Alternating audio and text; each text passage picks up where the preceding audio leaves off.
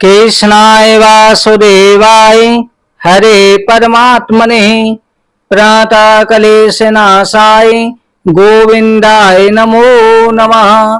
बोलो हरिवंश महापुराण की जय।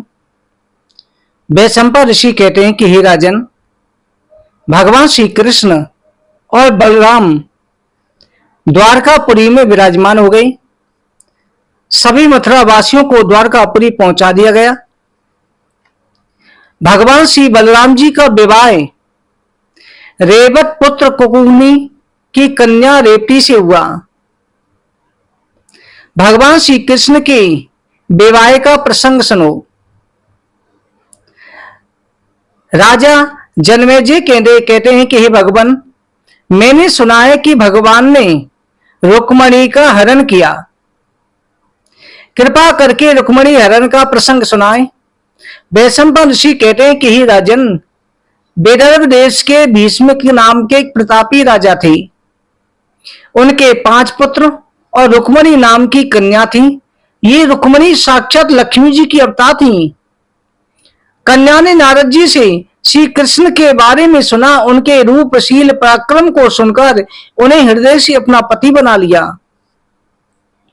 श्याम सुंदर ने भी नारद जी के द्वारा रूपशील गुणों को सुनकर के रुक्मणी को पत्नी बनाना चाहते थे, क्योंकि उनका परलोक से ही साथ है।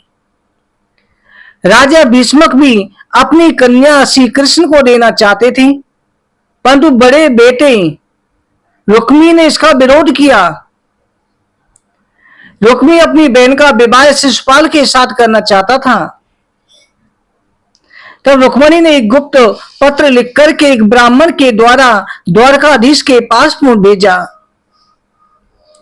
द्वारकाधीश ने ब्राह्मण का उठकर के सम्मान किया, ब्राह्मण का पूजन किया, उन्हें भोजन कराया और पैर दबाते हुए ब्रह्मा देवता से आगमन का कारण पूछा।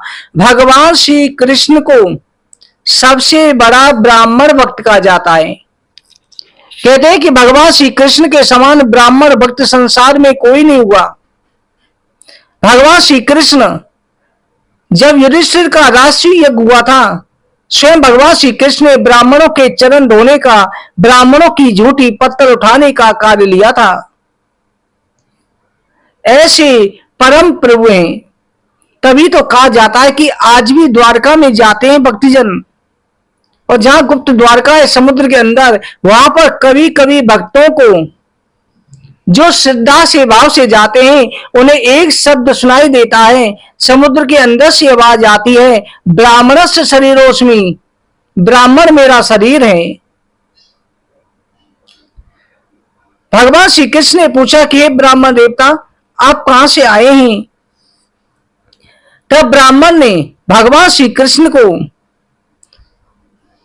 वो पत्र लेकर के अर्पित करा। भगवान श्री कृष्ण उन्हें पढ़ रहे हैं। सत्वा गुणान भवन सुंदर से सुनामते, निर्वेश गण तो तोंग तापम, रूपम दृशाम दृश्यमताम खिलाथिलावम, त्वचात विशत क्षेत्रम पत्रपम में। हे भुवन सुंदर, संताप को दूर करने वाले, आपके गुण सुंदर रूप का वर्णन सुनकर के मेरा मन लज्जा से आप में ही सर्वतोभावेन हो गया है। मैं जानती हूं कि मेरा मनोरथ पूर्ण अवश्य हो जाएगा। आपका नाम मुकुंद है, आप मुक्ति देने वाले हैं। आप दुख रूपी समुद्र से मेरा उद्धार करें, मुझे मुक्त अवश्य करें। आप शिशुपाल की सेना को ध्वस्त करके मेरा हरण कर लें। मैं गिरिराज कुमारी की पूजा करने जाऊंगी, तो उस समय गौरी पूजन के समय आप मेरा हरण कर लें। भगवान श्री कृष्ण ने कहा कि हे ब्रह्मा देवता, मैं आपके साथ चलने को तैयार हूं। भगवान श्री कृष्ण रात के समय ही अपने रथ को स्वयं सजा करके बिना साथी के ब्राह्मण को रथ में बिठा करके चल दिए और जाकर के ब्रह्मा देवता से कहा कि आप जाकर के रुक्मणी को मेरे आने का संदेशा दे दें। ब्राह्मण ने जाकर के अंतपुर में रुक्मणी को भगवान के आने का संदेशा कह सुनाया। रुक्मणी ने प्रत्यक्ष में ना देते हुए भी ब्राह्मण देवता को सब कुछ प्रदान कर दिया कि मेरी अनंत कृपा आपके ऊपर बनी रहेगी, तुम्हें भगवान का सानिध्य प्राप्त होगा। इधर नगर निवासियों ने जैसे सुना कि श्री कृष्ण आए हुए हैं, राजा भीष्मक ने रहने की व्यवस्था करी। भगवान श्री कृष्ण को देख करके सभी नर नारी भगवान से प्रार्थना कर रहे हैं कि हे प्रभु, अगर हमारे पुण्य है तो रुक्मणी राजकुमारी का विवाह श्री कृष्ण के साथ हो जाए, इस बहाने कम से कम हमें इनके दर्शन तो हो जाया करेंगे। इधर गौरी पूजा के समय भगवान श्री कृष्ण ने रुक्मणी को गोदी में उठाया, रथ में बिठा लिया। इधर बलराम जी ने प्रातः श्री कृष्ण भगवान को नहीं देखा था, तो उस समय पर उनके कक्ष में गए। वहां पर पत्र को रखे हुए देखकर पत्र को बड़ा तरुण सेना लेकर के वहां पहुंच गई। जरासंध, शिशुपाल और बड़े बड़े पराक्रमी राजा ने आकर के श्री कृष्ण को घेर लिया। बलराम जी अपने सेना के साथ जाकर के उनसे भिड़ गए और सभी शत्रुओं का विनाश करना प्रारंभ कर दिया। रुक्मी को भगवान श्री कृष्ण ने युद्ध में पराजित करके उसका सुदर्शन से चक्र से सिर काटना चाहा। रुक्मणी ने भय से कांपते हुए कहा कि हे स्वामी, ये मेरा भ्राता है, इसे क्षमा कर दें। भगवान ने उसका मुंडन करके उसे क्षमा कर दिया। रुक्मी जो है शर्म के मारे वापस अपने नगर को नहीं गया, वहीं पर उसने नगर बसा लिया। इधर भगवान श्री कृष्ण रुक्मणी कारण करके द्वारका में आए। द्वारका वासियों ने आकर के भगवान श्री कृष्ण का स्वागत सम्मान किया और बड़ी उत्साह के साथ में भगवान श्री कृष्ण का और रुक्मणी का विवाह हुआ। हे राजन, रुक्मणी के गर्भ से कामदेव प्रद्युम्न के रूप में अवतरित हुए। कामदेव भगवान वासुदेव का अंश कहा जाता है। चित्त के स्वामी वासुदेव हैं। सृष्टि का हेतु भी कामदेव को कहा जाता है। कामदेव पूर्व जन्म में भगवान शिव जी के क्रोध से भस्म हो गया था। देवी प्राप्ति के लिए रुक्मणी के गर्भ से भगवान का पुत्र होकर के उत्पन्न हुआ। उसका नाम प्रद्युम्न रखा गया। सम्रासुर ने उसे अपना शत्रु समझा कि सम्रासुर को बता था कि इसी बच्चे प्रद्युम्न के हाथ से मेरी मृत्यु है। उसने छठे दिन ही छठी के दिन ही प्रद्युम्न का हरण कर लिया, समुद्र में फेंक दिया। वहां समुद्र में भगवान की इच्छा से प्रद्युम्न को एक मछली ने निगल लिया। मल्हारों ने जाल डालकर के मछली को निकाला, उसे पकड़ करके सम्रासुर के यहाँ ले गए।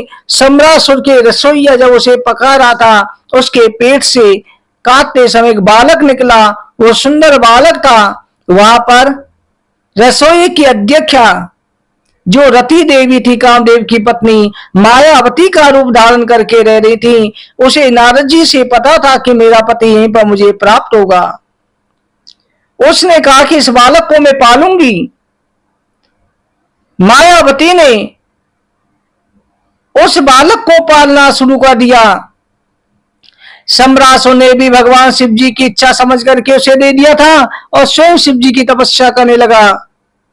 इधर रुक्मणी अपने पुत्र को ना देख करके विलाप करने लगी। पूरी द्वारका में हाहाकार मच गया।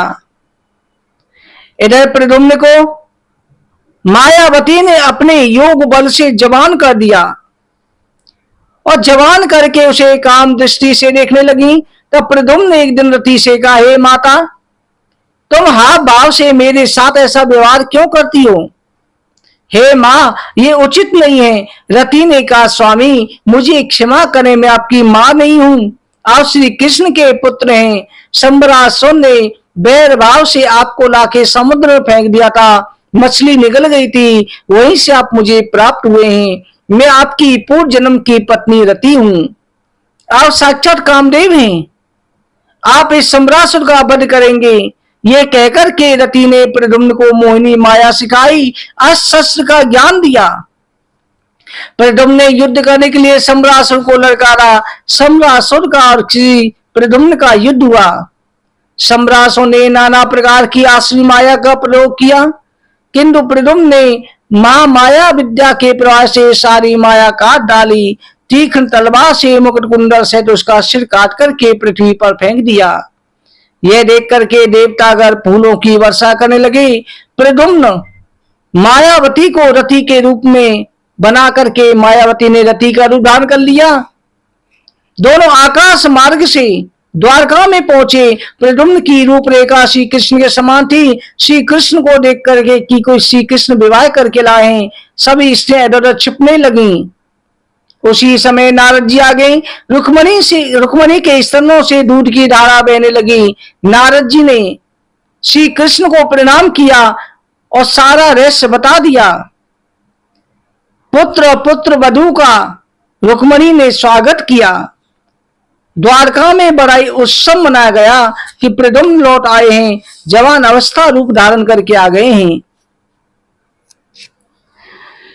इस तरह से भगवान श्री कृष्ण के पुत्र प्रद्युम्न का विवाह हुआ और भगवान श्री कृष्ण का पहले विवाह की कथा वर्णन करी। बोलो हरिवंश महापुराण की जय।